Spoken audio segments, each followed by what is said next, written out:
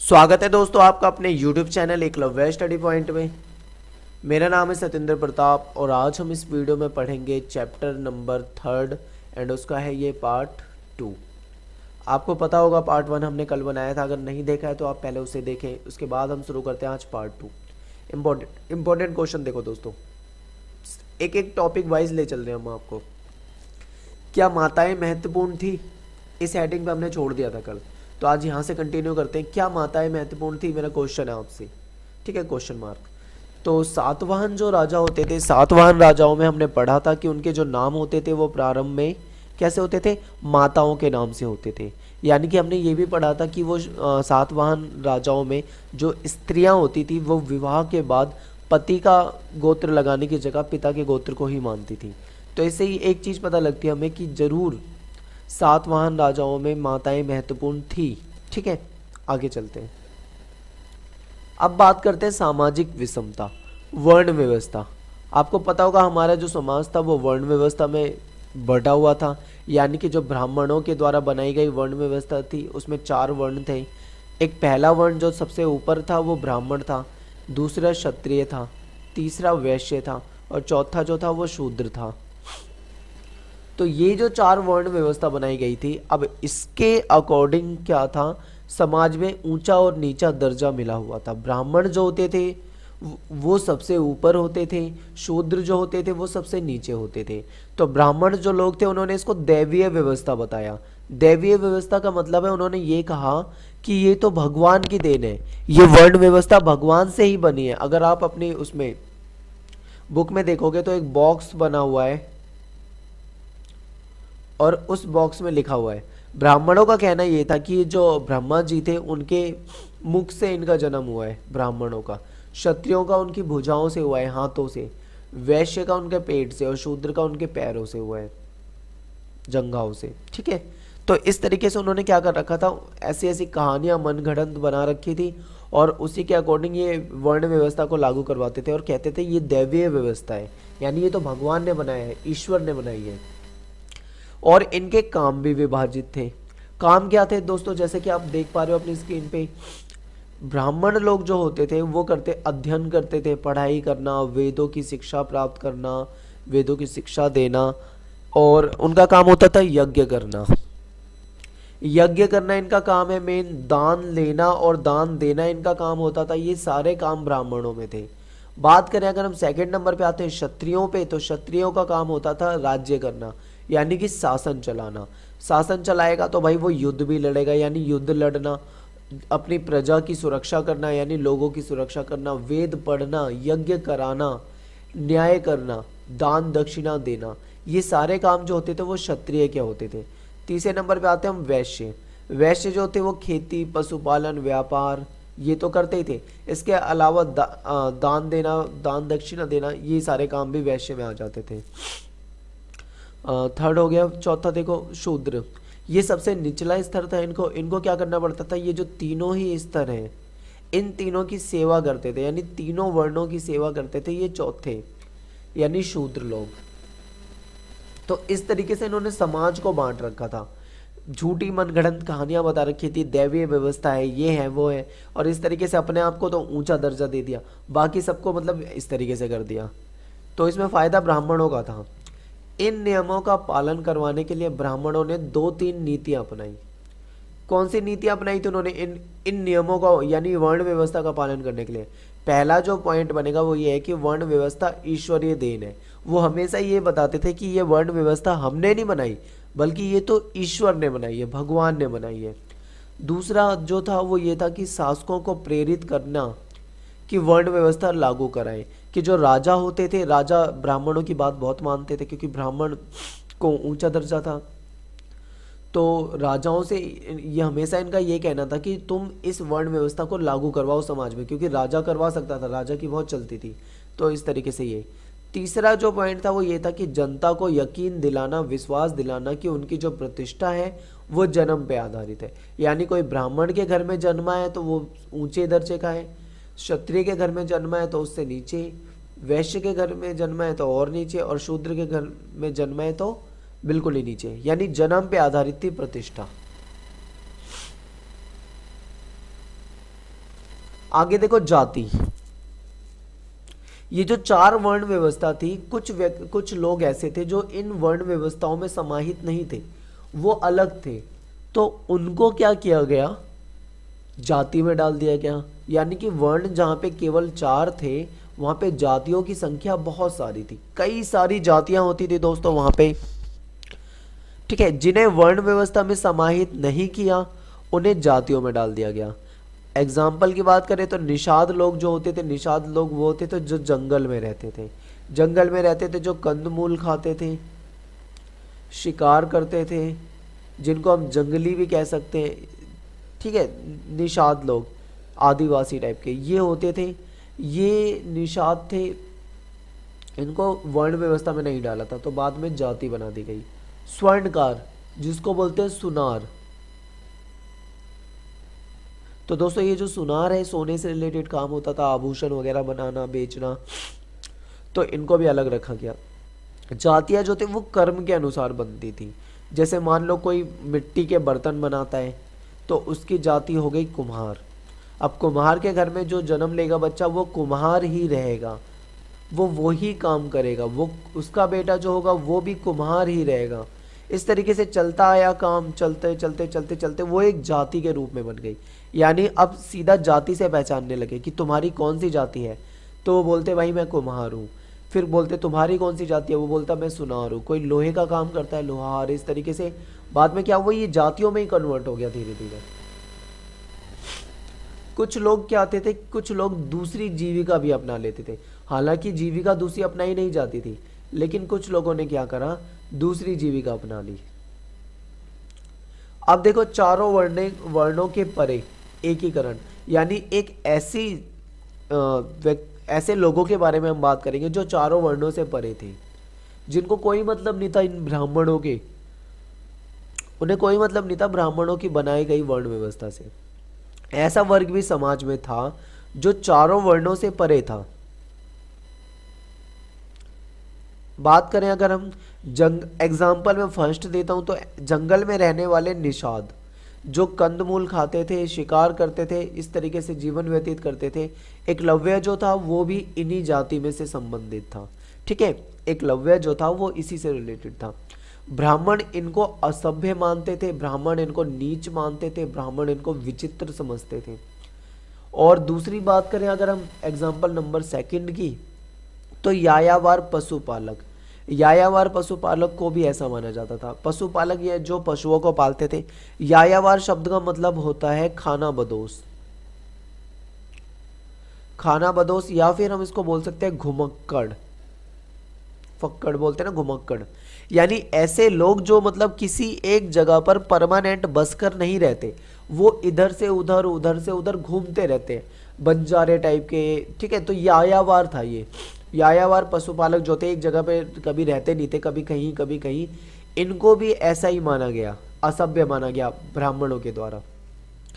तीसरा एग्जाम्पल की बात करूं तो असंस्कृत भाषी, यानी ऐसे लोग जो संस्कृत भाषा को नहीं बोलते थे, जो संस्कृत भाषा को नहीं बोलते थे, उनको मलेक्ष कहकर, मलेक्ष का मतलब ही कुछ ऐसा होता है, मतलब मलेक्ष का मतलब आप ये समझ लो घृणा, घृणित करने, मतलब ऐसा व्यक्ति जो जिसे देखिए घृणा है, मलेक्ष, गंदा व्यक्ति, बुरा व्यक्ति। इस तरीके से मलेक्ष कहकर नीच दृष्टि से देखते थे असंस्कृत भाषी लोगों को। ठीक है, मलेक्ष का मतलब ही मतलब कुछ ना कुछ गलत दिखाता है। तो दोस्तों आपको ये समझ में आ रहा होगा। अब आगे देखते हैं चारों वर्णों के परे अधीनता और संघर्ष। चारों वर्णों के परे अधीनता और संघर्ष, सॉरी जुकाम हो गया दोस्तों मुझे, बोला भी नहीं जा रहा। चारों वर्णों के परे अधीनता और संघर्ष। ब्राह्मणों के द्वारा बनाई गई वर्ण व्यवस्था से कुछ लोगों को बाहर रखा गया, कि जो ब्राह्मण ने वर्ण व्यवस्था बना रखी थी, कुछ को उससे बाहर रखा गया।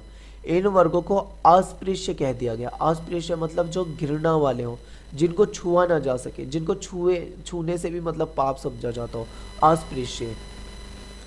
ब्राह्मण अनुष्ठान को पवित्र काम मानते थे, यानी पूजा पाठ करवाना, अनुष्ठान करवाना, ब्राह्मण इसको क्या कहते थे, इसको पवित्र काम मानते थे। लेकिन जो ब्राह्मण अस्पृश्यों से भोजन स्वीकार नहीं करते थे, क्योंकि इनको बहुत ज्यादा बेकार समझा जाता था।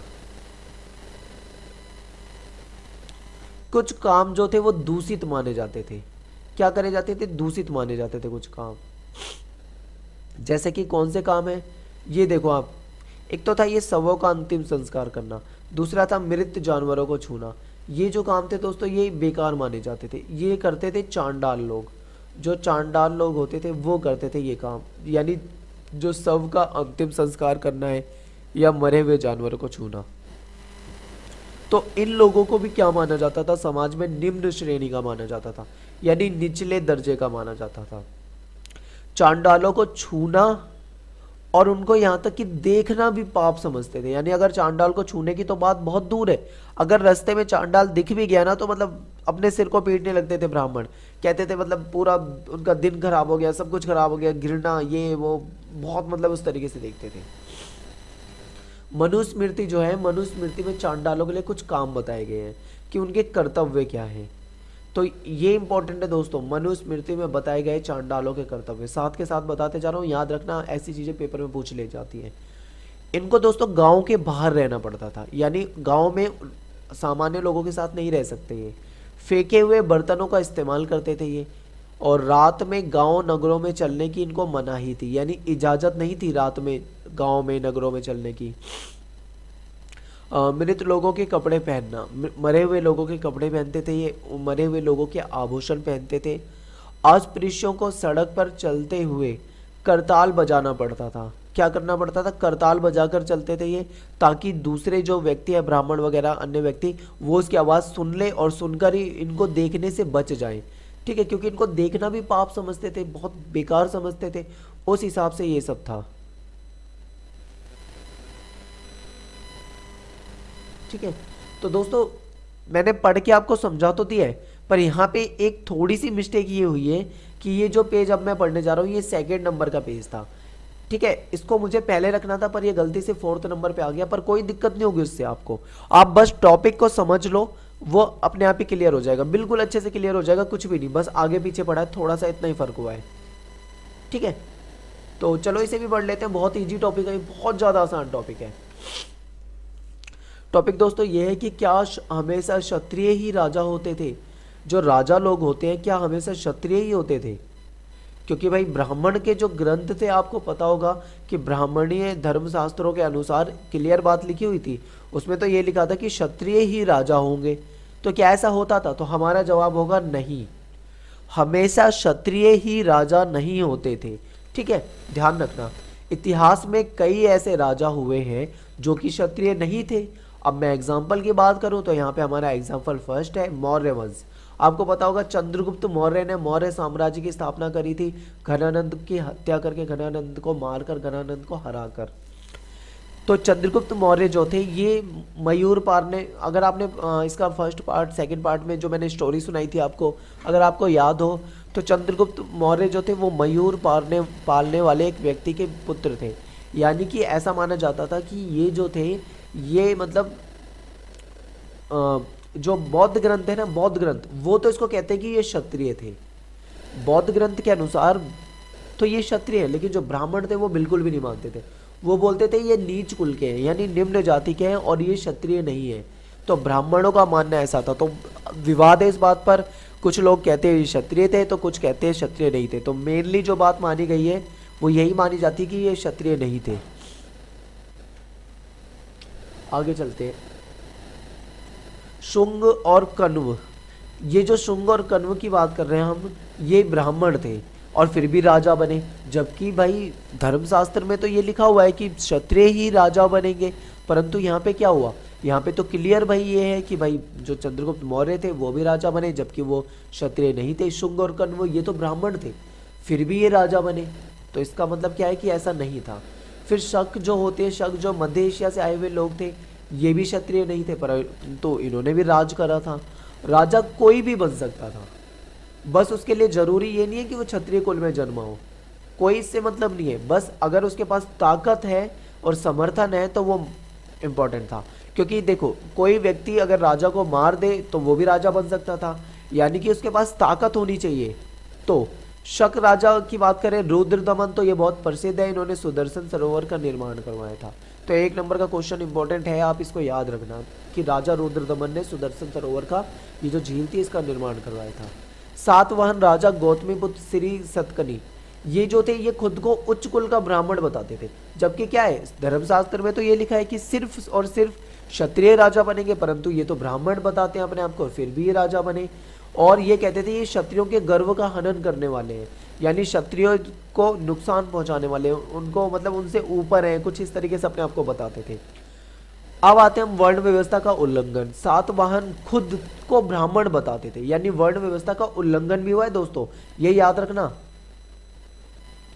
कि जो वर्ण व्यवस्था थी इसका उल्लंघन हुआ है। अब देखते हैं कि सातवाहन राजा जो है खुद को तो ब्राह्मण बता रहे हैं, फिर भी राजा बन रहे हैं, जबकि धर्मशास्त्र में लिखा है कि क्षत्रिय राजा बनेंगे, इसका मतलब इन्होंने इसका उल्लंघन किया।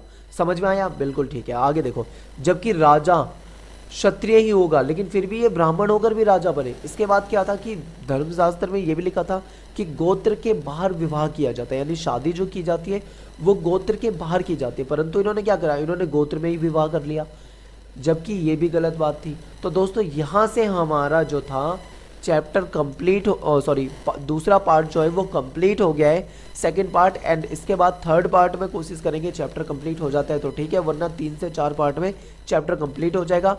टॉपिक मैंने आपको बिल्कुल डीपली बताया है, एक एक टॉपिक बहुत अच्छे से बताया, आप ध्यान से देखोगे और एनसीईआरटी पढ़ लोगे तो बिल्कुल ईजी लगेगा, एकदम समझ में आ जाएगा। अब आपको एक होमवर्क आपका ये है कि बॉक्स जो आप बुक में दिए हुए हैं एनसीईआरटी में, आप उन बॉक्स को जरूर पढ़ें, क्योंकि यहाँ पे हम शॉर्ट में पढ़ते हैं और उन्हीं शब्दों की डिटेल जो हमें मिलती है वो बॉक्स में मिलती है। तो ये आपका होमवर्क है, ये आपको खुद पढ़ना है। अगर आपको वीडियो पसंद आया हो तो दोस्तों लाइक ज़रूर करना, क्योंकि तबीयत ख़राब है मेरी, जुकाम काफ़ी हो रखा है, बोला भी नहीं जा रहा मुझसे, लेकिन फिर भी मैंने सोचा चल यार जैसे तैसे करके बना ही दो वीडियो। ठीक है, मेहनत बहुत कर रहा हूँ, आप भी मेहनत करो, लाइक करो, कमेंट जरूर करा करो वीडियो पे आपको कैसा लग रहा है, एंड शेयर करना ना भूलें दोस्तों। सबसे ज़्यादा जो इंपॉर्टेंट बात है यहाँ पे वो है लाइक करना भूल भी गए, कमेंट करना भूल भी गए, लेकिन शेयर करना बिल्कुल भी ना भूलें। कम से कम अपने 2 से 4 5 10 दोस्तों को जरूर शेयर करो, अपने जो ग्रुप्स हैं व्हाट्सएप फेसबुक वगैरह पे, वहाँ पे जितना शेयर कर सकते हो ना वीडियो को उतना ज़्यादा शेयर करो, ताकि ज़्यादा से ज़्यादा जो बच्चे हैं उनको फ़ायदा मिल पाए हमारी मेहनत का। तो धन्यवाद दोस्तों।